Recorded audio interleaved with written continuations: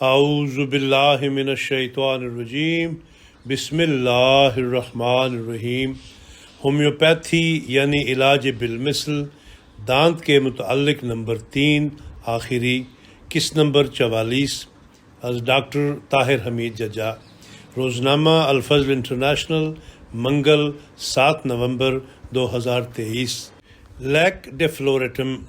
Leak ڈیف کا مریض سوتے ہوئے دانت آپس میں کٹاتا ہے۔ اگر پیٹ میں کیڑے ہوں تو بچے سوتے ہوئے دانت رگڑتے ہیں، یا جبڑوں میں سوجن ہو جائے تو اس کے نتیجہ میں بھی بچہ دانت کٹاتا ہے۔ اسی طرح معدہ کی خرابی، خواہ پیٹ میں کیڑے نہ بھی ہوں لیکن دودھ ہضم نہ ہو تو تب بھی بچہ دانت کٹاتا ہے۔ یہ تینوں احتمالات ہیں جنہیں پیش نظر رکھنا چاہیے۔ صفحہ نمبر 536۔ میگنیشیا کارب۔ میگنیشیا کارب میں بیماریاں 21 دن کے بعد دوبارہ واپس آتی ہیں۔ علامتیں ٹھیک بھی ہو رہی ہوں تو وہ 21 دن کے بعد دوبارہ کچھ نہ کچھ جوش دکھانے لگتی ہیں۔ مریض کو کھلی ہوا کی خواہش ہوتی ہے، خواہ ٹھنڈی ہی ہو، حالانکہ سردی اس کے لیے مضر ہوتی ہے۔ مریض اپنے آپ کو ہر وقت ڈھانپے رکھتا ہے۔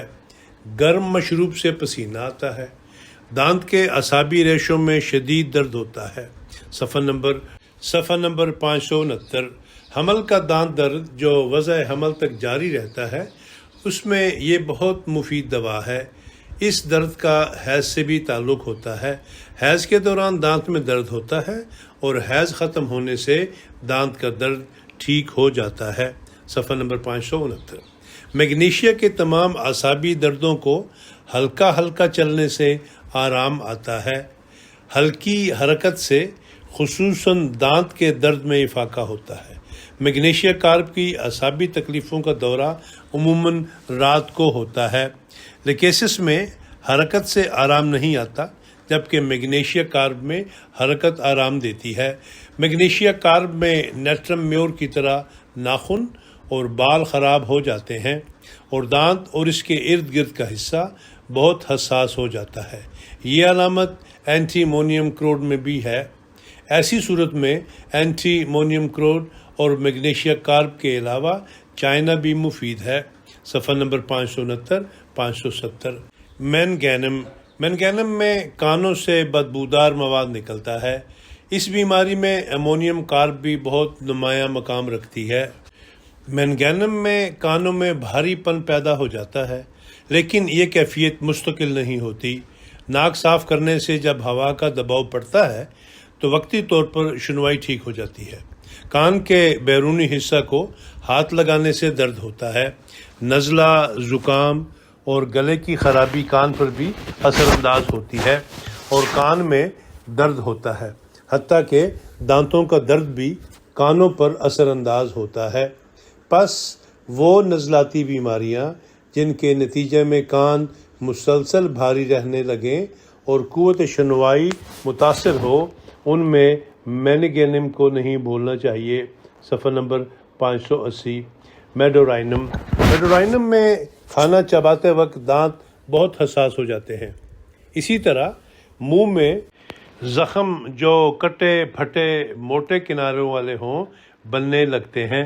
ٹخنوں کی مزمن تکلیفوں میں بھی میڈورائنم کارآمد ثابت ہوتی ہے۔ صفحہ نمبر 588۔ مرکری کے مرکبات۔ دانتوں کی بیماریوں میں بھی مرکری بہت مفید ہے۔ دانت بھربھرے ہو کر مسوڑوں سے الگ ہو جاتے ہیں اور ان کے درمیان بدبودار مادہ جمع ہونے لگتا ہے، لہذا پائیوریا میں مرکری مفید ثابت ہوتی ہے۔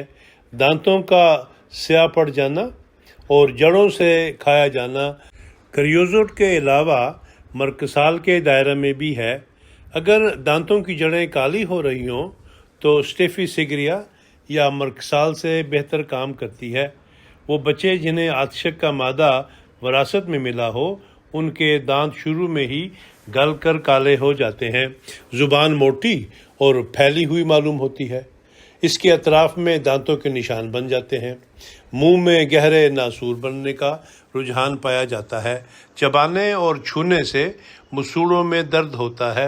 منہ سے انتہائی خطرناک بدبو آتی ہے جو سارے کمرے میں محسوس کی جا سکتی ہے۔ مرکری میں منہ کا مزہ دھات کی طرح کا ہو جاتا ہے۔ گلے میں سرخی اور سوزش پائے جاتے ہیں۔ ہر وقت نگلنے کی طلب رہتی ہے کیونکہ منہ میں بہت رطوبت بنتی رہتی ہے۔ موسم میں جو بھی تبدیلی واقع ہو اس سے گلے میں سوزش اور جلن شروع ہو جائے، گرم چیز پینے سے تکلیف بڑھ جائے، مائع چیزوں کے نگلنے میں دقت محسوس ہو اور ہر وقت گلے میں کچھ پھنسے ہونے کا احساس رہے جیسے ہیپر سرف میں پایا جاتا ہے، تو یہ سب علامتیں مجموعی طور پر مرکری کا مطالبہ کرتی ہیں۔ صفحہ نمبر 598۔ میوریٹک ایسڈ میں سر درد بہت شدید ہوتا ہے جس سے نظر بھی دھندلا جاتی ہے، اور نظر پر زیادہ دباؤ ڈالا جائے تو درد میں اضافہ ہو جاتا ہے۔ چہرہ پر دانے نکلتے ہیں، ہونٹ خشک ہو کر پھٹ جاتے ہیں، زبان پیلی پیلی اور سوجی ہوئی اور بالکل خشک ہوتی ہے، اور کئی دفعہ زبان اور منہ میں السر بھی ہو جاتے ہیں۔ مسوڑے بھی سوجے ہوئے ہوتے ہیں اور ان سے خون بھی نکلتا ہے۔ دانت ہلنے لگتے ہیں۔ صفحہ نمبر 608۔ نیٹرم میوریٹکم، مسوڑے متورم ہو جاتے ہیں اور خون بہتا ہے، دانت ہلتے ہیں اور سردی اور ٹھنڈی ہوا سے تکلیف میں اضافہ ہو جاتا ہے۔ کھانے کے بعد اور رات کے وقت دانتوں میں درد ہوتا ہے جو کانوں تک پھیل جاتا ہے۔ زبان پر میلی سی جھاگدار تہ جم جاتی ہے۔ سرسراہٹ کا احساس ہوتا ہے جیسے زبان پر بال چپکا ہوا ہو۔ صفحہ نمبر 624 625۔ نیٹرم فاسفورکم، نیٹرم فاس میں مسوڑوں سے خون بہتا ہے، زبان پر زرد رنگ کی تہ جم جاتی ہے، تالو میں بھی زردی پائی جاتی ہے، منہ اور زبان خشک ہوتے ہیں، دانت گل جاتے ہیں۔ بچے رات کو دانت پیستے ہیں۔ زیادہ میٹھا کھانے کی وجہ سے دانتوں میں سوراخ ہوں تو نیٹرم فاس بھی اس کی ایک مفید دوا ہے۔ صفحہ نمبر 629 630۔ نیٹرم سلفیورکم، وبائی انفلوئنزا میں بھی اسے استعمال کیا جاتا ہے۔ اگر مسوڑے دانتوں کو چھوڑنے لگیں، گلے کی تکلیفیں جن میں گاڑھا چمٹنے والا بلغم نکلے، نیز تیز چلتے ہوئے دم گھٹنے کا اور سانس پھولنے کا احساس ہو تو بھی نیٹرم سلف اچھی دوا ثابت ہو سکتی ہے۔ صفحہ نمبر 634۔ منہ کی اندرونی تکلیفوں میں بھی فاسفورس وسیع الاثر ہے۔ مسوڑے جواب دے جائیں اور ان سے ہلکے سرخ رنگ کا بدبودار خون بہنے لگے تو فاسفورس کام کرتی ہے۔ یہ خون روکنے کی اولین دوا ہے۔ صفحہ نمبر 655۔ عورتوں کے کپڑے دھونے کے بعد اعصابی درد شروع ہو جاتے ہیں، دانتوں میں بھی درد ہوتا ہے۔ فاسفورس کا مریض بہت بے چین اور پریشان رہتا ہے۔ صفحہ نمبر 661۔ فائٹولاکا بچوں کے دانت نکالنے کے زمانے کی تکلیفوں میں بڑی کار آمد ہے۔ دانت بہت زور سے بھینچے جاتے ہیں، زبان پر دانتوں کے نشان پڑ جاتے ہیں۔ فائٹولاکا کی تکلیفیں مرطوب اور سرد موسم میں رات کے وقت اور حرکت کرنے سے بہت بڑھ جاتی ہیں۔ خشک اور گرم موسم میں نیز آرام کرنے سے ان میں کمی ہو جاتی ہے۔ صفحہ نمبر 665۔ پلمبم میٹالکم، پلمبم کی ایک خاص علامت مسوڑوں میں ملتی ہے۔ دانتوں کے درمیان مسوڑوں پر ایک نیلی سی لکیر آ جاتی ہے جو وقت کے ساتھ گہری ہو جاتی ہے۔ صفحہ نمبر 675۔ سورائنم میں منہ کے کناروں پر زخم بن جاتے ہیں، زبان اور مسوڑے زخمی رہتے ہیں اور دانت ڈھیلے ہو کر ہلنے لگتے ہیں۔ بسا اوقات کسی گہرے انفیکشن کے نتیجے میں مسوڑے خراب ہو جانے کے باوجود درد، سوزش اور بخار کی علامتیں ظاہر نہیں ہوتی۔ جراثیم اندر ہی اندر ان کو کھوکھلا کر دیتے ہیں۔ ایک دوا بیپٹیسیا میں بھی یہی علامت پائی جاتی ہے کہ گلا شدید خراب ہوتا ہے، حتیٰ کہ غدود گلنے سڑنے لگتے ہیں لیکن درد نہیں ہوتا۔ صفحہ نمبر 684۔ سبائنا سبائنا گھنٹیا میں بھی مفید دوا ہے، اور اس میں ایک دلچسپ بات یہ ہے کہ سبائنا کے خون بہنے کا رجحان صرف گھنٹیا کی موجودگی میں رک جاتا ہے۔ اگر گھنٹیا ٹھیک ہو جائے تو خون بہنے لگے گا، اور اگر خون بہنا رکے تو گھنٹیا کی تکلیف ہو جائے گی۔ گاؤٹ یعنی گھنٹیا کی تکلیف گرم کمرے میں زیادہ ہو جاتی ہے، جوڑ سوزش سے سرخ اور چمکدار ہو جاتے ہیں، سینے میں جلن ہوتی ہے اور منہ کا مزہ کڑوا ہو جاتا ہے، پیٹ میں درد ہوتا ہے، سر میں اچانک درد شروع ہو جاتا ہے جو آہستہ آہستہ ٹھیک ہوتا ہے، چہرہ اور سر پر خون کا دباؤ بڑھ جاتا ہے، چباتے ہوئے دانتوں میں درد ہوتا ہے، ہر وقت پیٹ بھرے ہونے کا احساس رہتا ہے۔ سبائنا میں صرف قبض بھی پائی جاتی ہے۔ صفحہ نمبر 729۔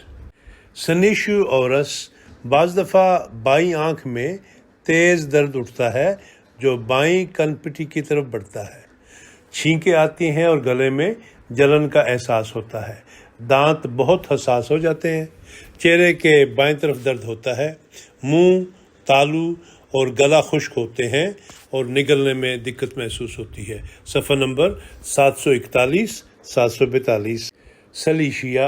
سلیشیا کا بعض دواؤں سے تضاد ہے، اس لیے اسے ان کے ساتھ ملانا نہیں چاہیے۔ مثلاً پارا یعنی مرکری کی ہر شکل سلیشیا سے متصادم ہے۔ ان دونوں کو ایک ساتھ استعمال نہیں کرنا چاہیے، بلکہ ان دونوں کے درمیان ہیپر سلف دینی ضروری ہوتی ہے، کیونکہ اس سے اس کی بہت سی علامتیں سلیشیا سے ملتی ہیں اور یہ مرکسال سے بھی موافقت رکھتی ہے۔ اس لیے ہیپر سلف ان دونوں دواؤں کے درمیان ایک پل سا بنا دیتی ہے۔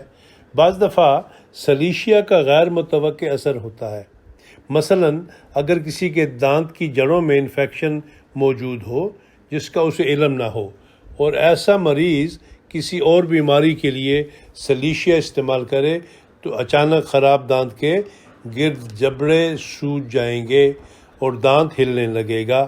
ایسی صورت میں اگر وہ سلیشیا کے تریاک کے طور پر ہیپر سلف کھا لے تو درد کو فوراً آرام آ جائے گا اور اسے یہ علم بھی ہو چکا ہوگا کہ فلاں جگہ انفیکشن موجود ہے۔ پھر حسب ضرورت کوئی اور بالمثل دوا دی جا سکتی ہے جو تکلیف دہ رد عمل کے بغیر دانت کو ٹھیک کر دے۔ صفحہ نمبر 753۔ نزلاتی مادہ کی وجہ سے اگر کان میں شور ہو تو یہ علامت بہت سی دواؤں میں مشترک ہے۔ سلیشیا اسی وقت کام آئے گی جب یہ مزاجی دوا ہو۔ اگر دانتوں کے کنارے بھرنے لگیں تو کلکیریا فلور کی طرح سلیشیا بھی دوا ہو سکتی ہے۔ صفحہ نمبر 756 757۔ اسٹیفی سیگریا میں حیض کے ایام میں دانتوں میں درد ہوتا ہے، دانت سیاہ ہو کر بھربھرے ہونے لگتے ہیں۔ اسٹیفی سیگریا عورتوں اور مردوں کی جنسی بیماریوں میں بھی بہت مفید ہے۔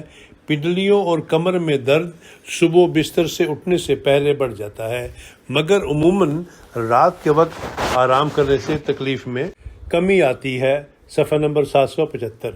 سلفر، مسوڑے خراب ہو جائیں اور دانت ڈھیلے ہو کر لٹکنے لگے تو بھی اگر سلفر مزاجی دوا ہو تو اس کا ازالہ کر سکتی ہے، مگر صرف ایک دانت میں تکلیف ہو تو سلفر کی بجائے کوئی اور دوا تلاش کریں۔ صفحہ نمبر 785۔ سلفیورکم ایسڈم، بعض اوقات ناک کی رطوبت کان کی طرف منتقل ہونے سے قوت شامہ میں کمی واقع ہو جاتی ہے۔ اگر دیگر علامتیں ملتی ہوں تو یہ تکلیف بھی سلفیورک ایسڈ کے دائرۂ کار میں ہے۔ اس میں دانتوں کا درد آہستہ آہستہ بڑھتا ہے اور بہت شدید ہو جاتا ہے، لیکن ایک دم ختم بھی ہو جاتا ہے اور لمبا گہرا بد اثر پیچھے نہیں چھوڑتا۔ منہ اور گلے میں زخم بن جاتے ہیں۔ سلفیورک ایسڈ ایسے مریضوں کے لیے مفید بلکہ بہت مفید ہے۔ صفحہ نمبر 799۔ زنکم، کالی بائکروم کی طرح ناک کے اندر اوپر کی طرف جڑ میں دباؤ اور دکھن کا احساس، دانت جلدی مسوڑوں کو چھوڑنے لگتے ہیں، دانتوں کو بھینچنے سے مسوڑوں کو کچھ آرام محسوس ہوتا ہے، جن بچوں کے اعصاب کمزور ہوں ان کے لیے دانت نکالنا مشکل ہو جاتا ہے، اور خاص علامت یہ ہے کہ دونوں پاؤں بے چینی کی وجہ سے ہلتے رہیں گے یا آپس میں رگڑتے رہیں گے۔ اگلتے وقت گلے کے عضلات میں کچھ تھوڑی سی درد ہوتی ہے، اور معدے میں میٹھی چیزوں سے جلن پیدا ہو جاتی ہے، نیز متلی، ہچکی اور قے کا رجحان ہو جاتا ہے۔ زنکم کے مریض بہت جلدی کھاتے ہیں اور کھانا کھاتے وقت ان کی بے صبری نمایاں ہوتی ہے۔ پیٹ اکثر گیس سے تنا ہوا ہوتا ہے۔ صفحہ نمبر 810۔